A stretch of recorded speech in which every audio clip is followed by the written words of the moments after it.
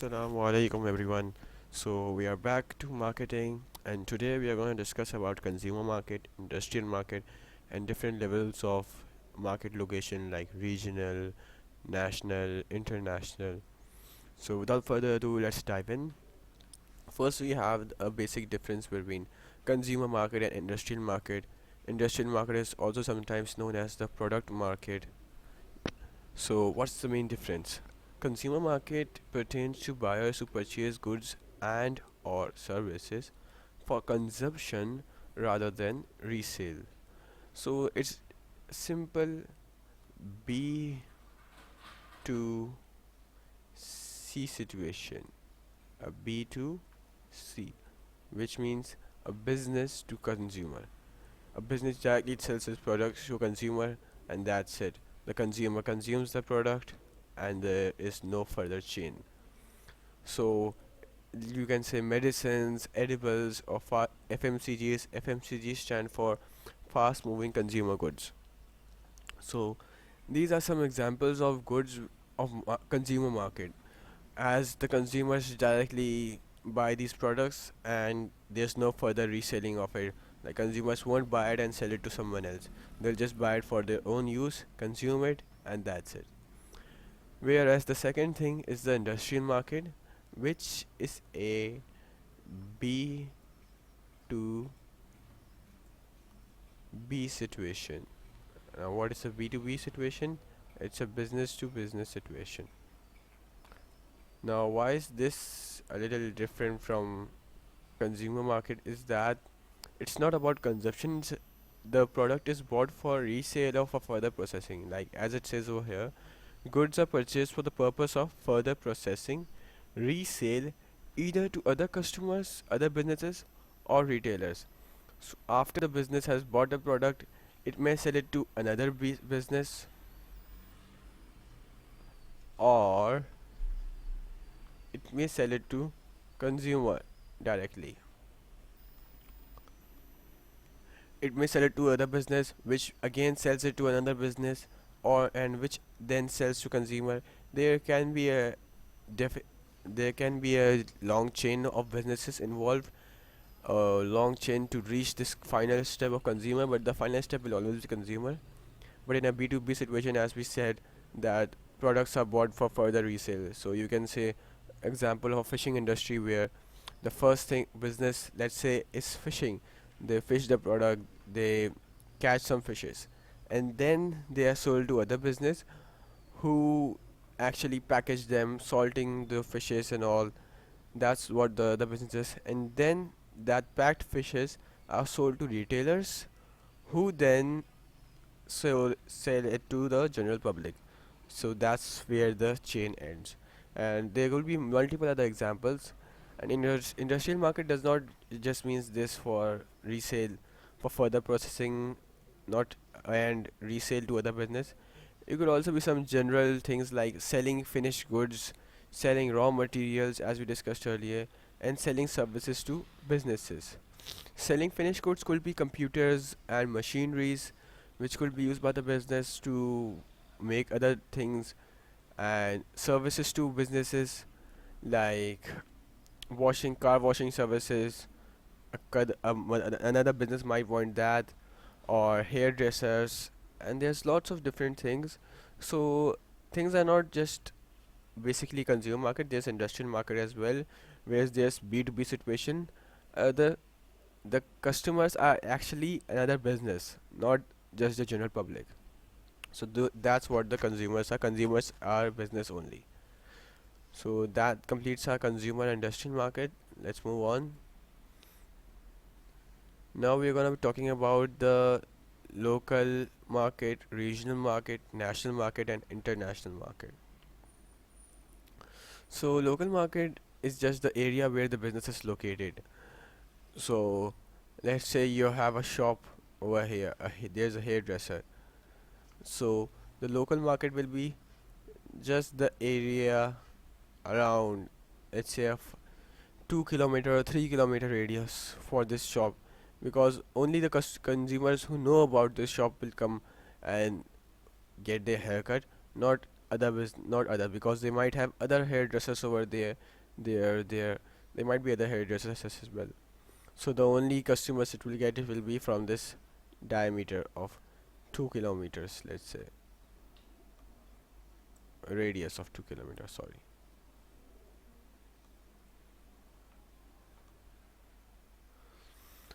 So that's about local market. Then there's regional market. So let's say local market was in a particular area, for example, North Nazabad or Gulshan, and then there's regional market which will be covering the whole of Karachi or Lahore. So over here, it's not just as simple. People come, there are different branches take the services. So it could be like in this example there was one hairdresser. Over here we can say there in Gulshan, one bank in Clifton, one bank in Garden, and there's multiple of those. There's not just one. So there's a whole bunch of chain, due to which there's there's more, they cover a larger area, so there will be more sales, but of course there's more competition as the area increases. So examples could be of some simple food chains, bakers, banks. These could be some simple examples. The next thing we have are national market.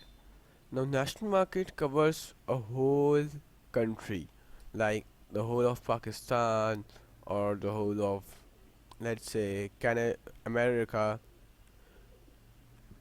not America, but shall use Canada maybe. So it covers the whole of country, and there could be multiple examples for that as well. There was supermarket chains like Imtiaz supermarket, and there's large clothing retailers like J Dot or Sana Safinas. We'll give some examples like that. So these are some examples for the national market.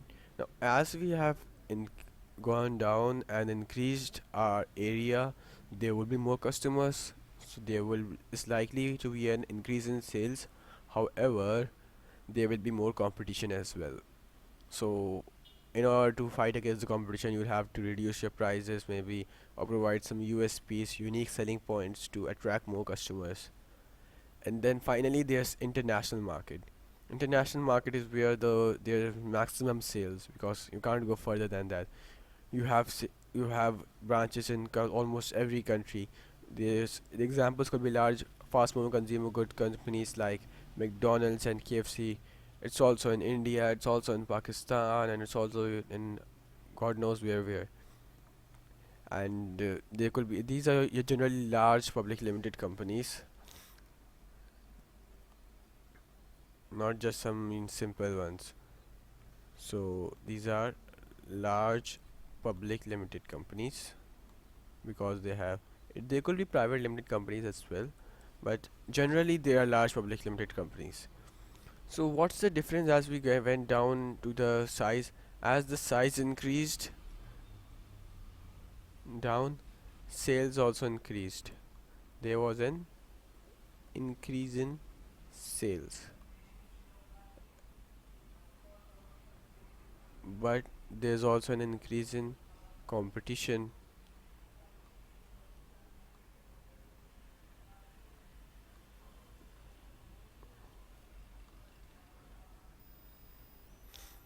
Competition is also likely to increase as the sales increase. And finally, that's just about that. We've talked about all the different markets. Now international market, there will be some situation you might be asked to explain the differences between the national market and international market. National market, there won't be much cultural differences as much there will be in international market. For example, you can talk about Pizza Hut. Pizza Hut might be selling pizzas like which generally have meat or chicken in Pakistan, but they'll sell more veg stuff in India. So there's some regional differences, just some cultural differences maybe, or religious differences. These differences will be there. So that's one of the challenges of international market. They have to cater a wide variety of people, wide variety of markets maybe. And there will also be some issues like there will be different governments, so different governments might have different policies. There will be different tax rates as well, and there might be some more crime in some countries, so they'll have to be more secure. And there's lots of different things like this which may hinder the growing process, but so businesses have to look after these things. There's more uncertainty of like environmental, social, complex. There might be a complex environment, like the economy might go suddenly go down or economy might suddenly increase. There might be some more large income groups appear in some area and income groups in other areas. Like in India there might be more poverty as compared to America. So these different customers, these different changes are need to be met by the market itself. Thanks for watching. Allah Hafiz.